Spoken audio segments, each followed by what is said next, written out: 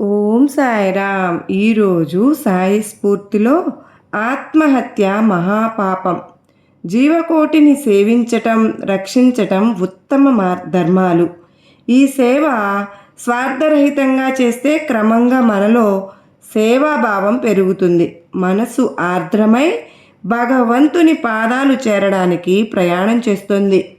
అయితే మానవుల్లో ఎక్కువ మంది సేవభావన వదిలి స్వార్థంతో జీవితం గడుపుతూ ఉన్నారు. వారు కోరినదల్లా వారికి సమకూరి తీరాలి.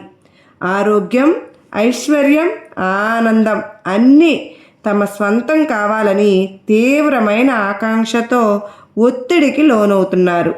నిజానికి మానవ జీవితంలో ఏ ఒక్క వ్యక్తి తాను కోరినదంతా పొందలేరు. తనకు లభించిన దానితో సంతృప్తిపడి రాజీపడి బ్రతకడమే జీవితం. ఇలా రాజీ పడిన వారు మెల్లగా దైవం వైపు మనస్సు మళ్లిస్తారు. కానీ కొందరు తమ కష్టాలను తీవ్రంగా పరిగణిస్తారు.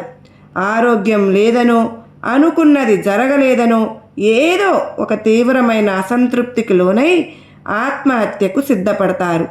ఇక్కడ ఆత్మ అంటే తన అని అర్థం. తన శరీరాన్ని తానే చంపుకుంటే అది కూడా హత్యే. శరీరాన్ని ఇచ్చింది దైవం. దాన్ని రక్షించి పోషించి దాని ద్వారా దైవాన్ని చేరాలే కానీ చంపే హక్కు మనకు లేదు. ఒకసారి తీవ్ర అనారోగ్యంతో బాధపడే రోగి ఆత్మహత్య చేసుకోబోతూ ఉంటే బాబా ఆపి అతనిని రక్షించారు.